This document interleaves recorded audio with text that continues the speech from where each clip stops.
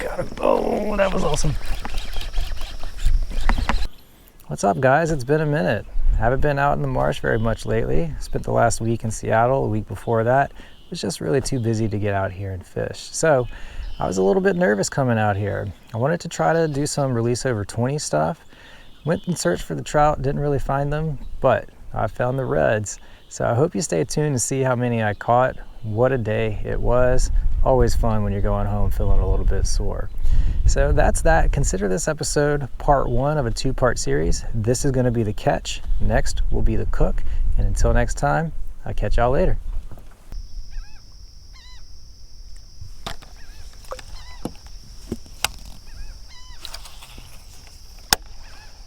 Alright, so I've got almost perfect sight fishing conditions. The only thing I'm missing is a platform. But I've got the sun at my back and the wind at my back, and I'm going with the current.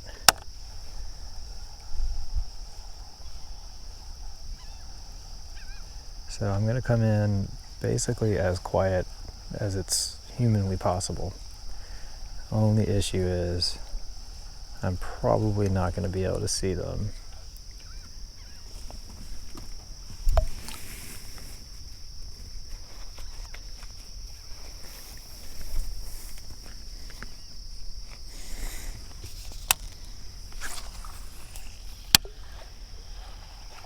Got him. Oh, that was awesome.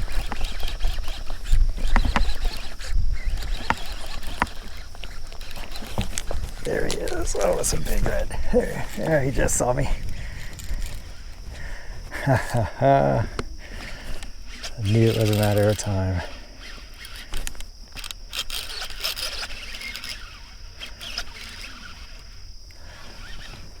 How textbook was that too?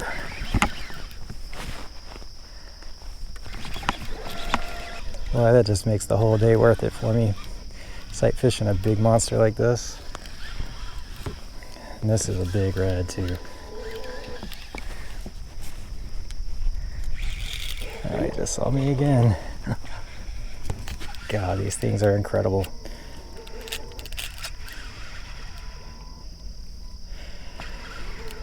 Whew.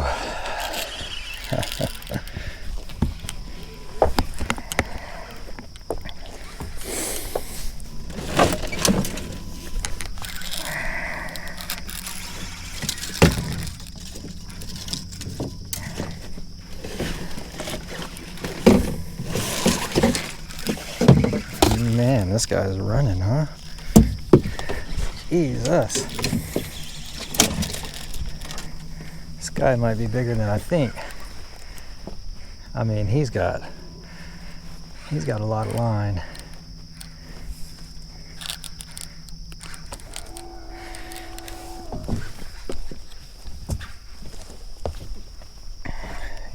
Look how far he is.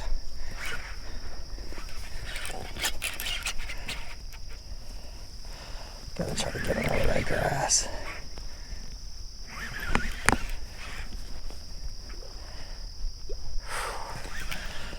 Pretty sure I only have 12 pound on here. No, I have 20. So 20 should be good enough.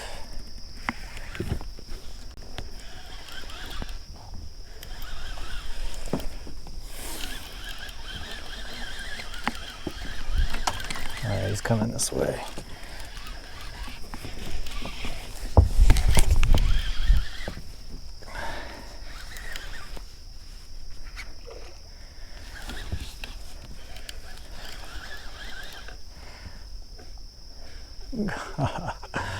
I mean, this is almost like deep sea fishing. This is a big, big red. All right, this is the closest I've got him. I'm gonna back off on the drag, because I know he's got at least a couple more runs in him, and I don't want the line to break.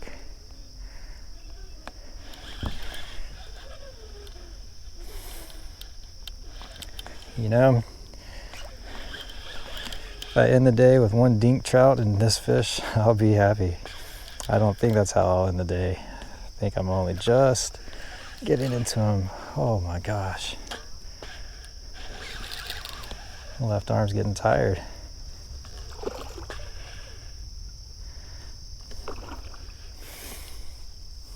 Now, if I wouldn't have botched that other one, this could have been the second sight fished red in this one bayou.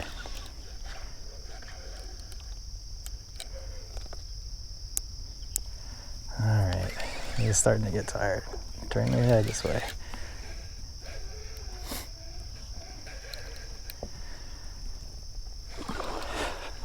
Goodness. I hope some of that's coming out on camera. I think my hand might have been in the way. There he is.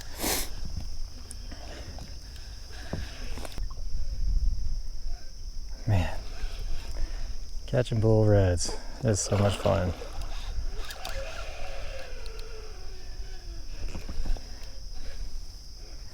Look, there's a crab right there. That's probably what this guy's in here eating.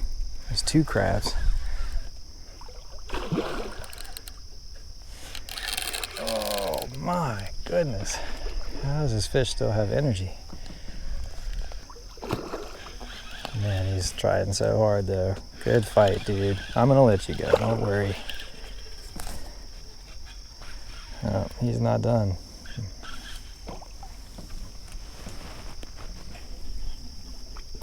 Look at this fish. This might be a personal best. Probably gonna be the biggest I ever caught on this boat.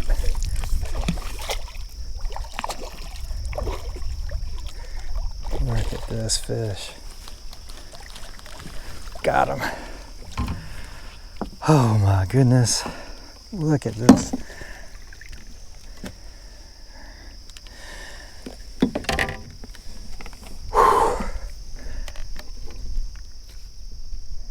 Yeah, this might be the biggest redfish I've ever caught. Golly, he's heavy. He doesn't even fit in the net. Let's try to get the measurement.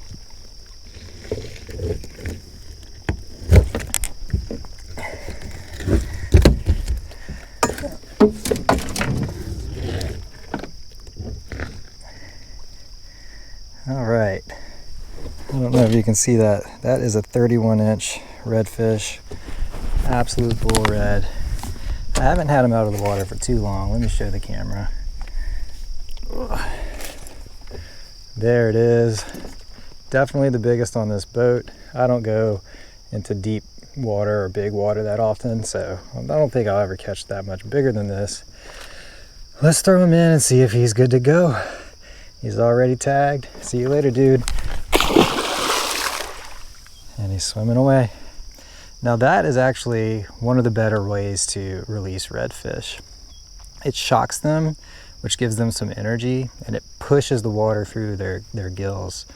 So you can see he swam away totally fine after a really long fight, after being in a net for a while. That's how you want to do it. Whew, I'm beat.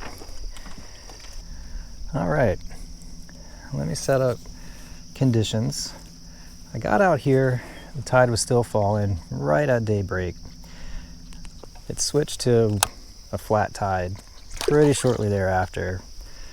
I was in search of salty water for big trout, and what I found really was just dirty water.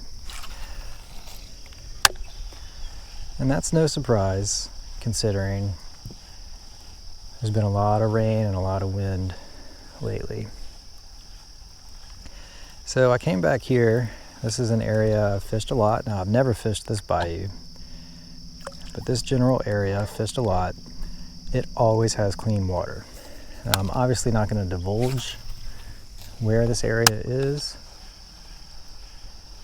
because then it'll get overrun with folks, but suffice to say, it stays clean and there's always fish here. Sometimes they're dinks, sometimes they're huge like that one.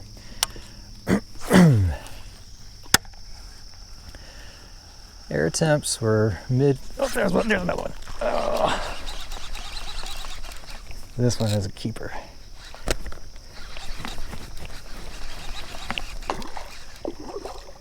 That was awesome. No, that's not a keeper. Little feisty. No, he might be a keeper.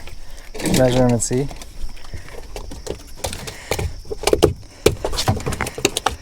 Feisty little guy. Drumming too, little male.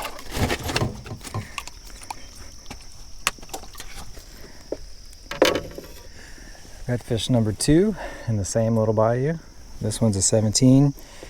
I'm gonna keep that and we'll do a catch and cook.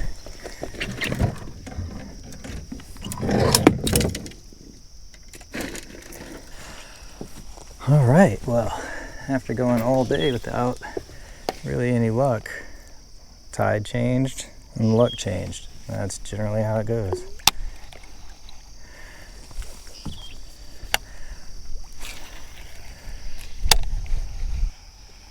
Look how grassy it is in here.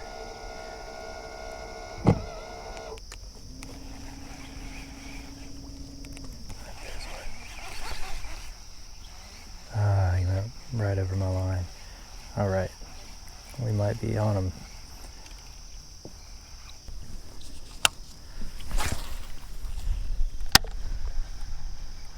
Tide is really starting to pick up now. Trolling motor's off and you can see how fast I'm being taken down current.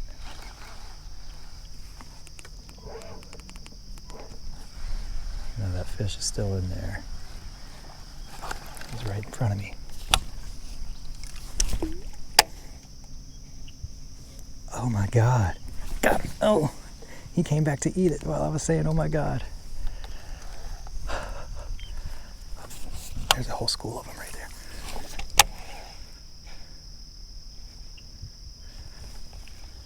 Oh my God, not one of them ate. That was like 6 redfish right there.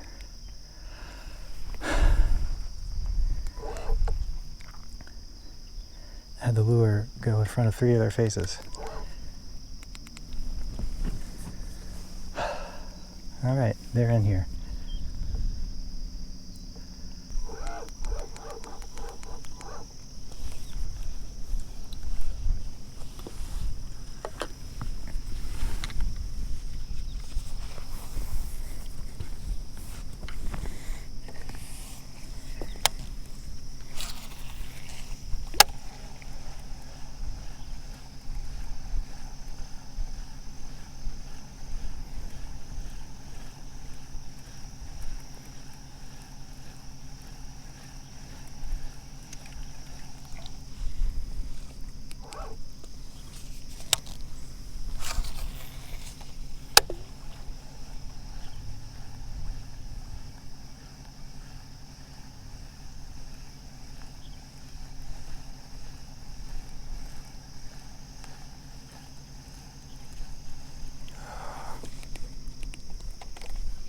Got him. Oh, got him. Oh, that's awesome. That's awesome. Oh boy, he's pissed. That's another keeper. Oh. Look at him go. That was awesome. All right. So that was pretty textbook. Wind's picking up. I don't know how much of my audio is going to come out. Oh boy, he is awake now. That's 3 redfish for the video, and I'll go over my setup on how I use this gold spoon to fish both blind and sight fishing. But that was pretty textbook, so I'll go over what happened if it didn't come out on the video. It was a blind cast, and I was pulling it in pretty slowly. A little crab right there. And I felt a hit. Now, a lot of times on the spoon, that's what the redfish do. They just do a quick hit. Now, I'm not a biologist. I can't really speak to how they feed. I don't know if that's normal feeding behavior for them. I know a lot of times when I'm fishing with just like a jig head or something like that with a matrix on it, they smoke it. That's not really what they do on a blind spoon cast. What a pretty fish.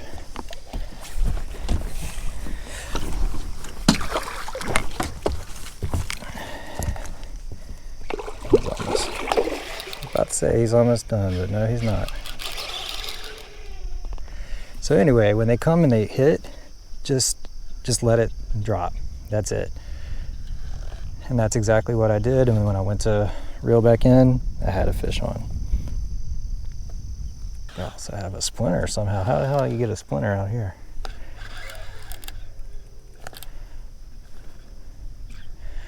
Now, I can't remember the last time a redfish shook its head like this. This guy is, he's strong. Doesn't look nearly as big as the last one. He's going to be a keeper size. And that'll be the last one that I keep. Oh, thought he was done. He's not. Saw that net and he said, no thanks.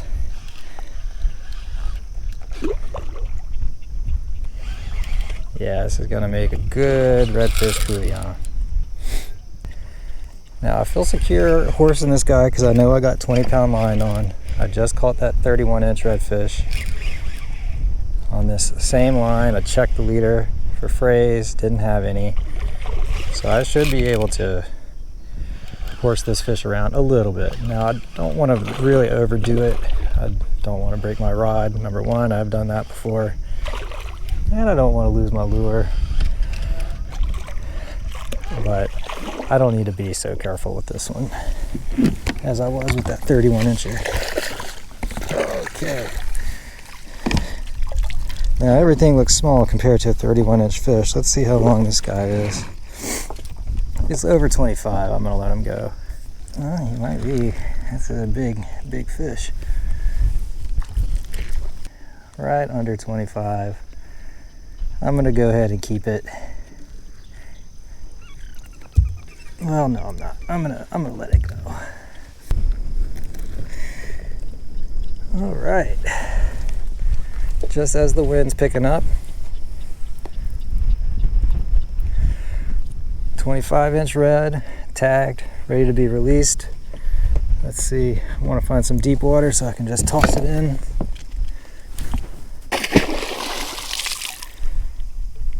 I know that seems kind of crazy to release them like that. Oh, there it is, swimming right there. I don't know if you can see it. So it's totally fine. It's going to go hide right now, which obviously you would too. Okay. Redfish number 3. Landed, at least. Tagged and released. Very textbook catch. Felt the hit, paused, let him swallow it, set the hook. I would really like to catch another keeper, but I don't need to. Got plenty of crawfish to be an addendum to the redfish.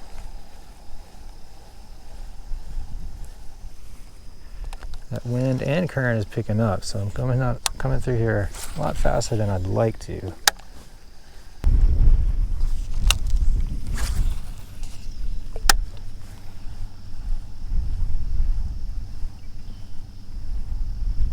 There's one. I knew there was more. Oh, I knew there was more. All right. This is a nice one. I bet that school came back.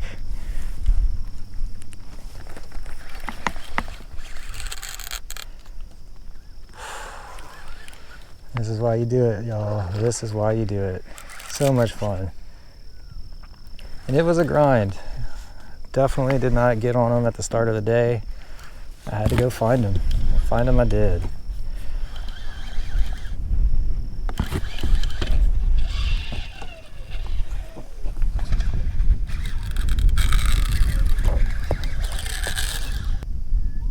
Oh, I'm hungry, man. Oh, I fight this fish. For any of y'all that might ask, why do I wear this face gaiter? There's 2 reasons. One, so I don't have to put sunscreen on all the time. One thing that you should know, when you're putting sunscreen on and then you touch your artificial lure, you're basically killing any chance that you're going to get a bite. The fish can smell that a mile away. The other reason is, you see how I have it draped over my hat, and I have this wide brim hat today. That creates almost no light coming through. If you have light coming through your vision, it's much harder to sight fish. So this really allows me to have the best shot at seeing the fish. Boy, this drag got a workout today.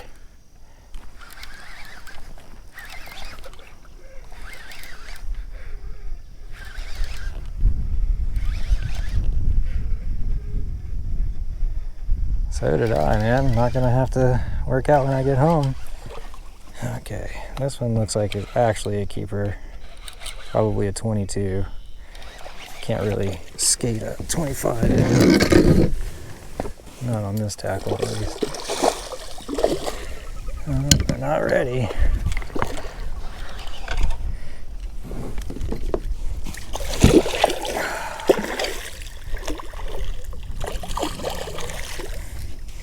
Such a strong fish, man. Oh, he barely hooked. I need to stop messing around.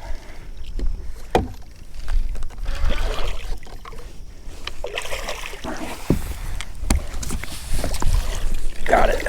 Oh, thought for sure I was going to lose that one. And barely hooked.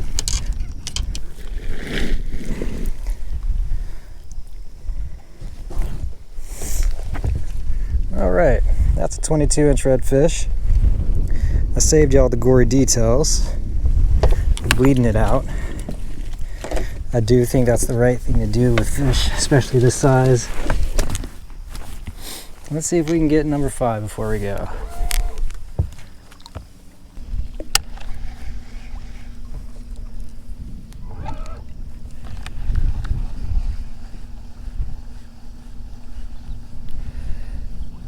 Now, I've had some people ask me why I hold my rod the way I do. Oh, there was a hit. I was going too fast.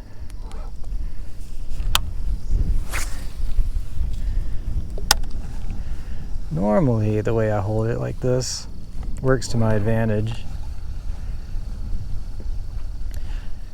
I don't know if you can see, but I always have my thumb on the line. And so I can feel every single hit.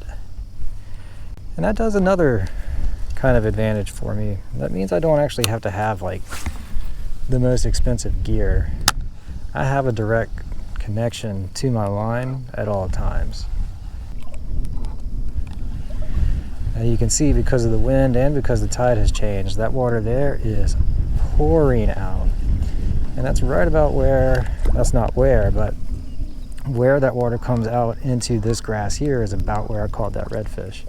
That's a key thing to look for when you're fishing the way I am. I can't sight fish anymore.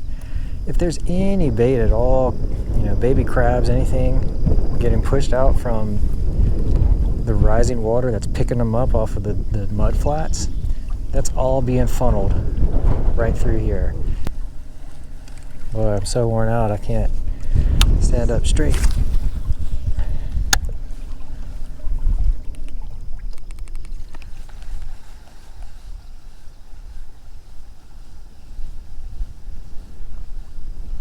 Alright, so you notice I cut off the trolling motor. It's because I think there's still some here. Yeah, you see this little flat right there. Sometimes catch one hiding underneath that.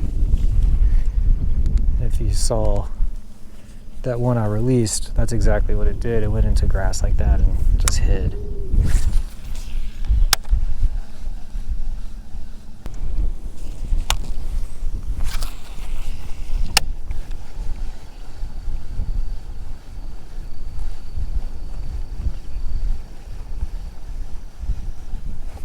There's one. All right, there's redfish number 5. I knew I'd get it.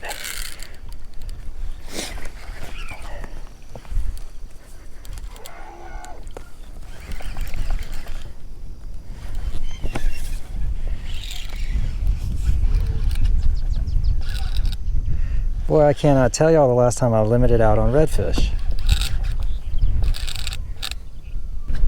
And you know, I don't see any other YouTubers fishing with this lure. It's baffling. I seem to fish with things that most people don't fish with, but they work. I mean, I'm in grassy water. Caught my limit of reds, could have caught more. Could have set the hook. I still could catch more.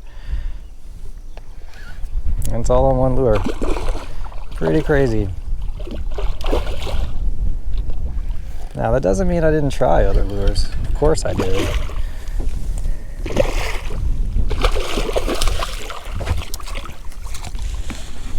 Got him. All right, there's my limit. Hold on, little guy. Sorry, big guy, whatever you are. All right, there it is, 24-inch red, 5th one of the day. I'm gonna let it go. Swims away. I know that release tactic is kind of weird, but it works and they survive, and that's what's important. All right, so I caught my limit.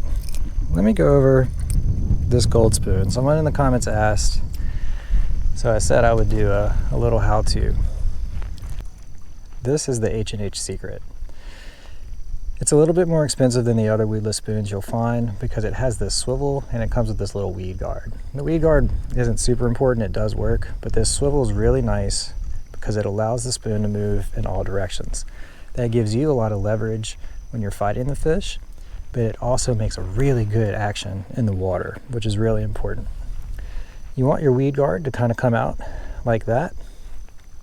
That allows it to actually kind of get pushed down a little bit when going through the weeds, but not catch any weeds. And that's really it.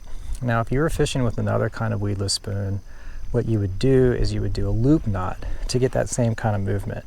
If you tie it straight to a gold weedless spoon, it's not going to do well for you. Now, I have that paired with 20-pound fluorocarbon leader. This rod is about 6'8", and you can see how long the leader is. So I have a pretty long leader, and that's because I want it to be as transparent as possible. That is going to 50-pound yellow braid backer. I always do bright colors as a backer.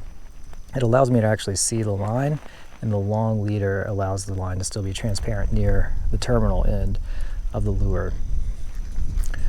I have it paired with a Coastal Savannah. This is a 7-foot. I said 6'8", but it's 7 foot. It's a heavy fast. It's rated for 1/4 ounce to 1 1/4 ounce lures. This is a 1/2 ounce. Got it paired with a Lewis speed spool. This is a 6.8 to 1. 6.8, that's a little bit lower than your normal 7 or 7.5 to 1. That gives you a little bit more leverage when reeling in. It also allows you to reel in slower, and that's important for a gold spoon. That's it. That's my whole setup. Just limited out on reds using this. My leader has no frays in it, and it's not so thick that every fish can see it, and it's doing fine. So wind's kind of picking up. It's time to go. What a day it was. Unbelievable fun. It started off a little bit rough, not catching fish, slack tide, dirty water, but I know this area of this marsh pretty well. Never fished this bayou, but I knew it would be clean. Not only was it clean, it was stocked with reds. So I hope you guys really enjoy this video. If you like content like this, please share it with other fishermen.